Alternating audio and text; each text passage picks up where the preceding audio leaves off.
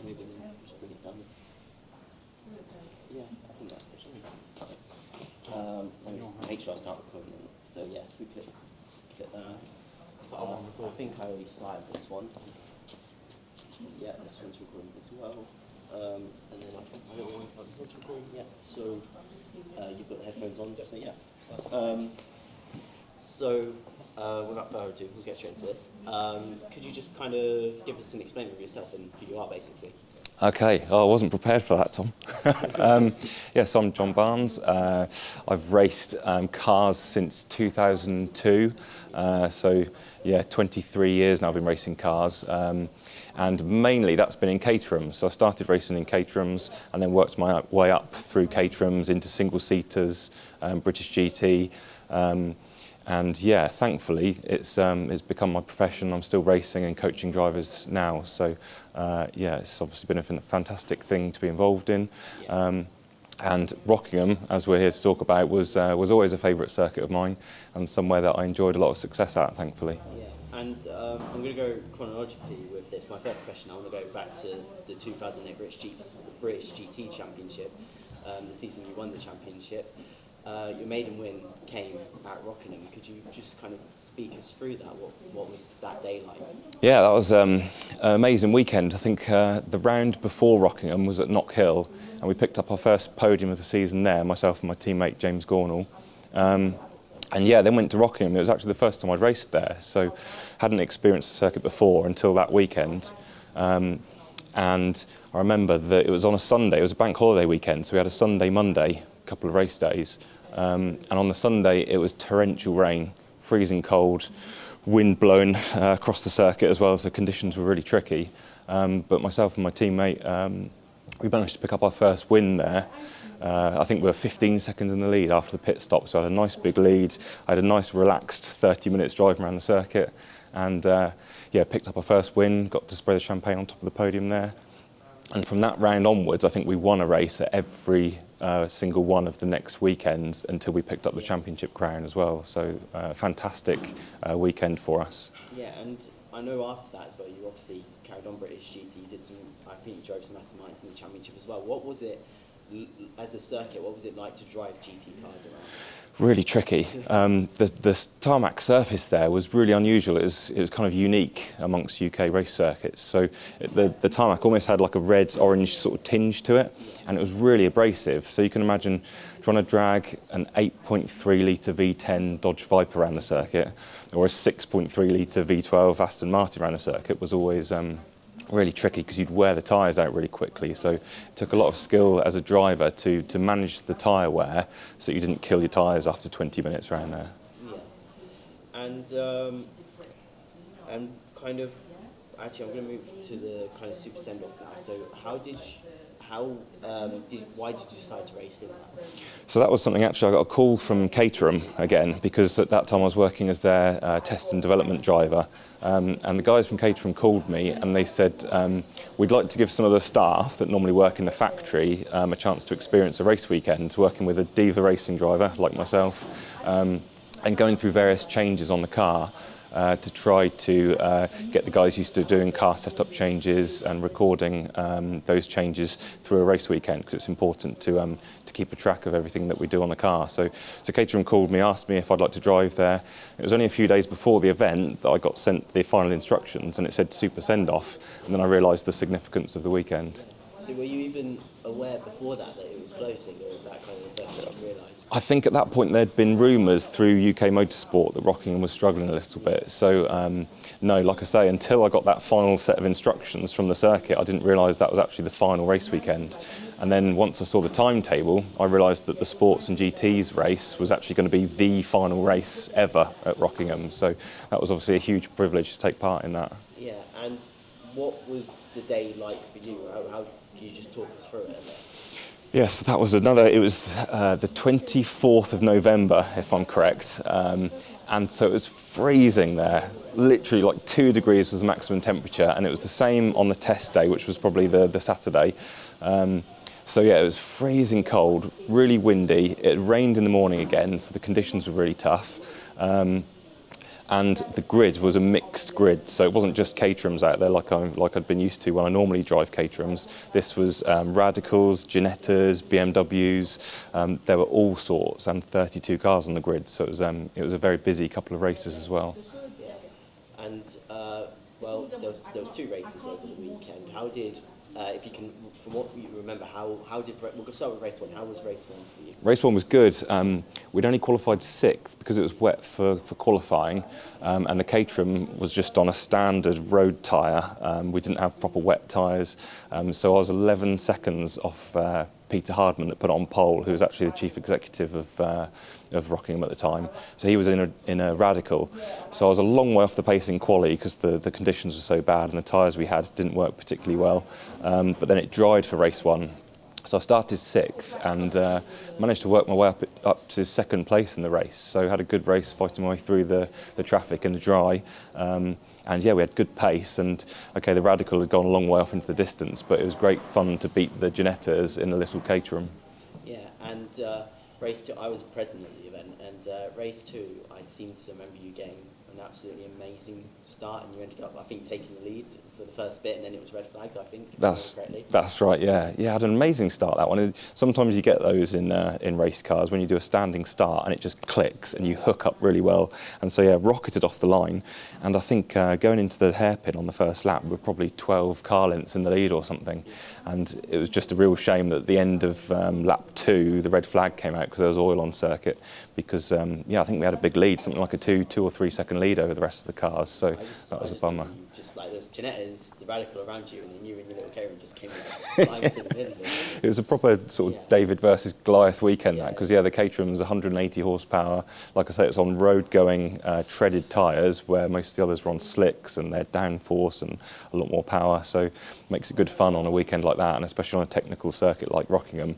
When you're in a little car like a Caterham, you can throw it around and get results that surprise people sometimes. Yeah, and what was the atmosphere like from that weekend around the paddock area? Was it mixed emotions, or how was it? I think personally, and within the Caterham team that were there, we all kind of approached that as a normal weekend, just trying to focus on what we were doing, getting the car working as well as we could get it going, because yeah, it was important to try and secure a good result that weekend. It was only once everything had finished that there was a bit of a sombre mood, and I remember doing some interviews up on the podium talking about the final event there and what the circuit had meant to me. So it was only at that point it kind of hit home that the place was closing. Yeah, and is it a circuit like now that you miss not racing at? Yeah, it is, because 5-6 years ago I was based in Southampton. So everywhere was a long way to get to for me from down there in terms of motorsport. But now that that's closed and I now live up at Silverstone, it would have been a nice local circuit to get to. So for coaching or any racing that I would do, it'd be another circuit that's within an hour of where I live. So yeah, it's a shame that that one's gone. And like I say, it was a technical challenge at Rockingham. So a good place for me to take drivers that I'm coaching to help them try and learn how a car behaves and how to extract the most from the circuit. And actually, I was going to say that when I was speaking to Charles Orton, kind of their aim, and actually speaking to Peter Davies, the whole purpose of the track was, well, one of the main purposes was for it to be for tests. So as an instructor yourself, was it a good venue to teach drivers how to race at? Yeah, absolutely, because it's a circuit that had everything. So you had tight hairpins, tight 90-degree rights and lefts, and then you had long flowing sections as well.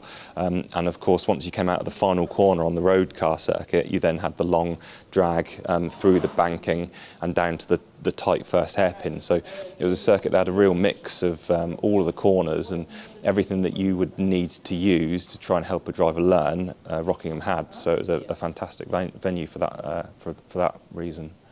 Yeah, and kind of going back to your GT racing, obviously you did a few more races there as well. Was there any other kind of experiences from that you had at the circuit through British GT? Yeah, so myself and my teammate, British GT moved from when I raced there in 2008. British GT was like a silver category, we called it. So you'd have 2 young drivers in the car. So when I won the championship back then, it was myself and James Gornall. We're both in our early 20s, racing against a bunch of other guys that were in their early 20s, all trying to become professional drivers. But British GT switched to a pro-am formula, so professional driver with an amateur. So in 2017, myself and my teammate Mark Farmer went there, and Mark was an amateur driver, but we managed to get a front row grid slot there, qualifying second. Our teammates were on pole, so our team, TF Sport, locked out the front row of the grid that weekend, which was fantastic to have the two cars there in similar liveries with the grid girls and all our friends and family in the grandstand. That was another sort of moment from Rockingham that I remember, because it was the first time we'd locked out the front row on the grid. Yeah. And do you think it's a shame that now, well, there's nothing happening there? It's just, from my understanding, it's just a car park now. Do you think it's a shame that it's come to that? Yeah, absolutely. Yeah, it seems it was a massive venue, somewhere that was probably quite easy for spectators to get to and to fill, and so it was a huge venue that's now obviously completely redundant from a motor racing side of things. So, like I say, it was a circuit that I used to like going to, and it's a shame that it's now being used as a car park. Yeah. I just want to ask you, how's the sound? It's fine. Okay. Just wanted to check, because obviously that's A little bit of noise, yeah, no, all good. To make sure. So, yeah, kind of, what was it like as well? Kind of, I don't know if you took much of it in, but I know as you came across the line, all the fireworks started going off and all that started happening. How did you kind of take any of that in as you were going around? Or? Yeah, that was quite an easy thing and a memorable thing. It was an easy thing to spot, and it was a memorable thing from that weekend, because of that red flag and the oil spill, darkness had really started to descend, especially that time of year at the end of November. So when we restarted the race after the red flag, it was already getting very dark, and sort of the rain lights and brake lights from the cars was really bright. So of course, when you went across the finish line and saw the fireworks, that was quite a spectacular moment. Yeah, and another thing that made it hit home that that racing at Rockingham was finally about to finish. Yeah. And I wanted to ask as well, how did you originally get involved with Caterham? How did you start racing with them? So that came about because I did kart racing, so go-karting as people tend to call it. I did that from when I was 12 until I was 17, and then wanted to go single-seaters to try and get to Formula One, like every young driver tries to do.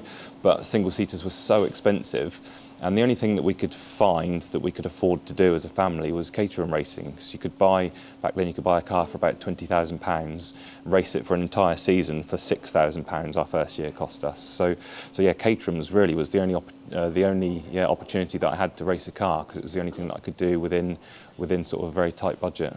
Yeah, and you spoke about how kind of after going back to British GT in 2008, you spoke about how after the Rockingham round you went on to take a win in every other round. Would you say that the Rockingham win was something that gave you confidence towards the rest of the season? Yeah, absolutely. Yeah, it's because it was the first win for myself and my teammate in British GT. Once you've got that under your belt, it gives you such a big hit of confidence. And yeah, I think we'd never been the quickest car in that championship. The Dodge Viper was really struggling around the tight, twisty UK circuits compared to like the Ferraris and the Lamborghinis that we're racing against. But once you get that kind of result under your belt, you can go to the next few races, and you've just got a new air of confidence and belief about what you can do in the car. So it was a pivotal weekend for sure. And did Rockingham, as it's kind of, obviously it's in Britain, but it's kind of an American venue, did its kind of characteristics suit the Viper in a way? Or? The only bit that suited the Viper was out of the final hairpin and round the bank, because that was the only place you could really get the car to pick up its skirt and go flying along that section of the circuit. So yeah, it was good along that bit, but it really struggled through the twisty bits because that car just wasn't made for that type of circuit. Yeah, and what was it like to win British GT in 2008? What was that like for you as a driver? That was a huge accomplishment in my career, and it's still something that I look back on with great pride, because it's a big championship, and that year there were 8 brand new Ferraris we were racing against, and I think 3 or 4 Lamborghinis, so the competition was really tough. So to win that championship, it's still something that really stands out as probably the main accomplishment on my CV. So it certainly means a lot to me, that does. Yeah. I think that's everything, if that's all right with you. Spot on. Yeah. Good questions, Tom. Thank you.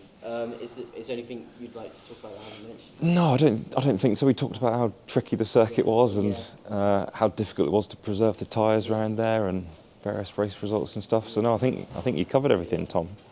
I've got a load of, if you haven't already got some, I've got loads of pictures and all sorts of bits and pieces from Rockingham from over the years. Yeah, So if you can send me some, that'd be really yeah, spot on. I've got pictures of all the guys that were with us in the garage from the Super Send-Off stuff as well. So, so yeah, loads of stuff that I can send across to you. So yeah, anything you've got would be really appreciated. Cool. The issue I'm having is I can't get into the circuit to film. They won't let me. Right. So I've got because I've got some footage from the Super Send-Off from when I was there, so I'm going to use that. But yeah, a lot of the actual shots of the circuit I'm going to have to get from stuff I've filmed. oh, that's interesting. Yeah. Is there anyone, because I know people have done all sorts of drone footage and stuff. Is there people you can I've get had that from? My dad's mate owns I don't know what it's called, but it's a business called Storefield, and they kind of make gravel. So they have a site that's next door to Rockingham. So what I'm thinking is my dad's mate has a drone license, so we take the drone up from get permission from my Storefield to take the drone up from Storefield and then film the circuit from there is what I'm thinking. Sounds good, doesn't it? Yeah, but that's the plan. But then because it's also, I've always lived in Northamptonshire, so I lived in Kettering, so it's like a 15-minute drive to Rockingham. Yeah. So I've got loads of footage from when I was like 8 and stuff that I filmed at the circuit Cool. and stuff Wow. like that. So I'm gonna at the start of the documentary, it's just gonna be like, this is what Rockingham meant to me, and I'm gonna show this archive footage. Oh, spot on. Yeah. Sounds good. Yeah. Look forward to seeing the final product. Thank you.